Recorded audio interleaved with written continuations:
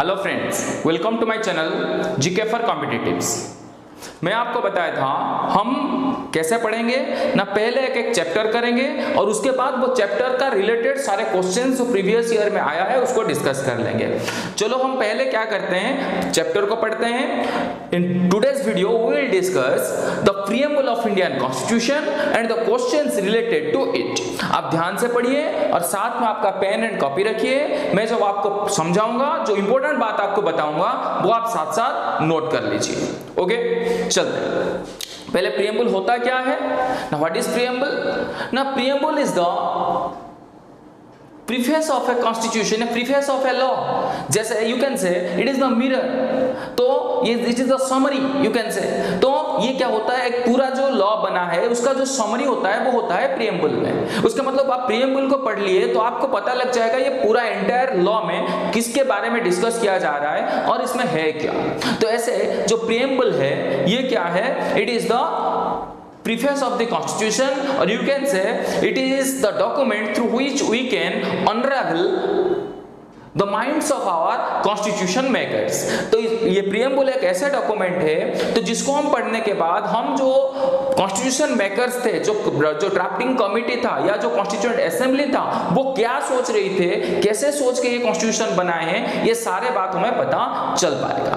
Okay, चलिए हम अभी डिस्कस करते हैं। चलो प्रीएम्बल कैसा होता है, प्रीएम्बल में आप दिखे होंगे तो लिखा होता है, शुरू होता है ऐसे, we the people of India having solemnly resolved to constitute India into sovereign, socialist, secular, democratic republic. तो इसका मतलब पहले जो सेंटेंस है, पहले सेंटेंस में हमें क्या पता चला, we the people of India, we the people of India. From the term we the people of India it is clear that the source of the constitution, the source of the constitution, ठीक है, जो constitution का source है वो कहां से आया है ना, पीपल ऑफ इंडिया से आया। तो पीपल ऑफ इंडिया ही ये कॉन्स्टिट्यूशन का मेकर है। मतलब अल्टीमेट जो सोर्स ऑफ पावर है, सोर्स ऑफ अथॉरिटी है, वो कहां से आ रहा है ना, पीपल ऑफ इंडिया से। दो वर्ड है यहाँ, द पीपल ऑफ इंडिया, दूसरा है in our constituent assembly we do our constituent assembly। तो ये दो वर्ड से हमें पता लगता है कि हम क्या है, हमारा सोर्स ऑफ कॉन्स्टिट्यूशन है, जो कॉन्स्टिट्यूशन का जो अथॉरिटी है वो है हमारा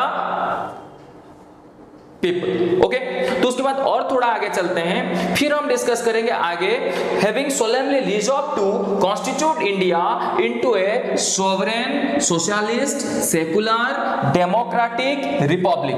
ये जो पांच है ये हमारा कॉन्स्टिट्यूशन का बेसिक आइडियोलॉजी है।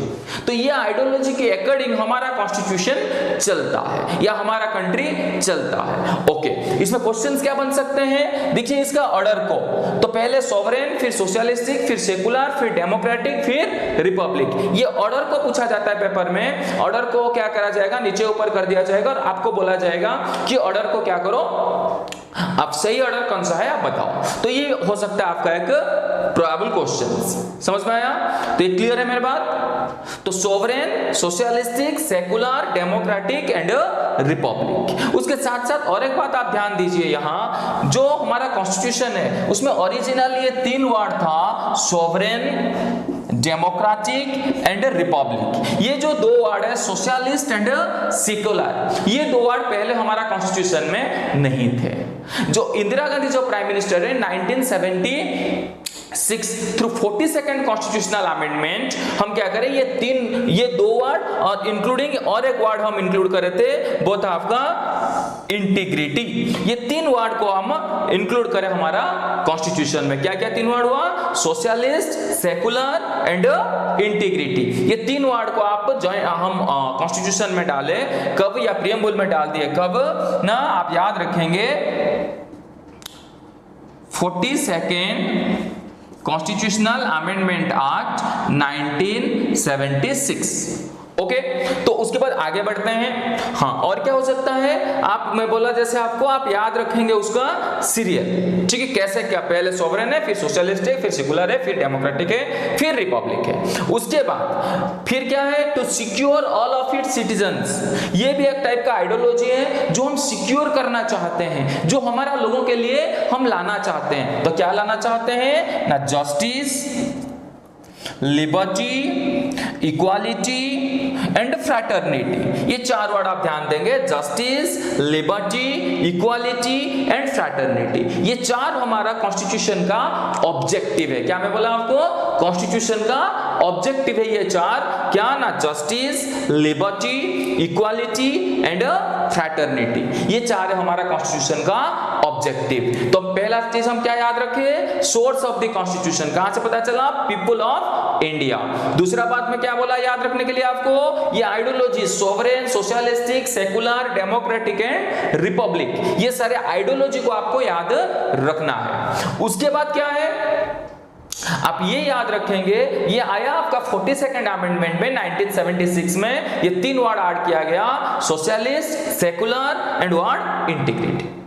ये तीन वर्ड ऐड करा गया। ये क्वेश्चन में रिपीटेडली पूछा जाते हैं। चलो फिर और आगे चलते हैं। फिर मैं बोला आप याद रखेंगे ये चार, justice, liberty, equality and fraternity, ये चार हमारा क्या है, ये चार होते हैं हमारा objective of our constitution. Objective of our constitution. तो कौन क्या क्या ऑब्जेक्टिव है, जस्टिस, कौन सा justice, social, economic and political justice. फिर लिबर्टी में क्या क्या, कौन सा liberty, thought, expression, belief, faith and worship, ये 5 लिबर्टी है। फिर equality of status and opportunity, then unity, sorry fraternity, fraternity किसके बीच में, फ्रैटर्निटी होता है क्या, ब्रदरहुड, किसके बीच में ब्रदरहुड ना, पीपल ऑफ इंडिया के बीच में ब्रदरहुड। ओके, तो ये चार बात हो गया हमारा ऑब्जेक्टिव। ओके, उसके बाद क्या है, ये चीज आप याद रखेंगे। फिर in our constituent assembly this 26 day of November, ये है हमारा कॉन्स्टिट्यूशन का date of adoption and enactment. ये डेट में 26 नवंबर 1946 में हम क्या करे थे, कॉन्स्टिट्यूशन को अडॉप्ट एंड एनैक्ट करे थे। मतलब कॉन्स्टिट्यूशन को, हमारा कॉन्स्टिट्यूशन बनकर रेडी हो गया था, हम इसको क्या कर लिए थे, अडॉप्ट कर लिए थे, इसको हम एक्सेप्ट करे थे उसी दिन। लेकिन ये एनफोर्स उसी दिन नहीं हुआ था। एनफोर्स का डेट था 26 जनवरी 1950, तो इसलिए तो हम 26 जनवरी को सेलिब्रेट करते हैं। तो मैं आपको नेक्स्ट वीडियो में ये भी डिस्कस करूंगा कि 26 जनवरी को हम क्यों सेलिब्रेट करते हैं as our republic day, not to this day. Okay, तो हम ये चीज भी डिस्कस करेंगे, लेकिन आप पहले हम प्रीएम्बल को अच्छा से देख लेते हैं। तो अब क्या हुआ, मैं बोला आपको ना, कौन सा डेट में हम एडॉप्ट एंड एनैक्ट करे थे ना, 26 नवंबर 1949। ठीक है, ये चीज को आपको याद रखना है। उसके बाद और एक छोटी सी चीज आपको याद रखना है, एक्चुअली 2 केसेस से रिलेटेड टू कॉन्स्टिट्यूशन। एक केस में बोला गया था कि constitution is not the part of the preamble is not the part of the constitution, and another case में बोला गया कि constitution is the integral part of the constitution। ठीक है, ये 2 केस को हम याद रखेंगे। क्या क्या केस का नाम है, री बिरुबेरी case.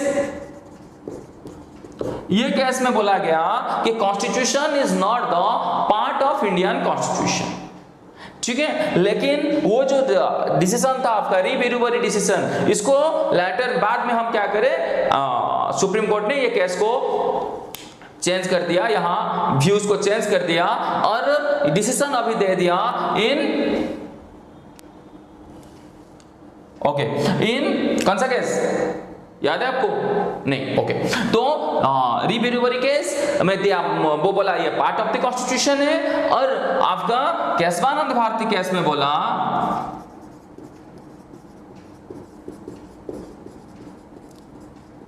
It is the integral part of the constitution.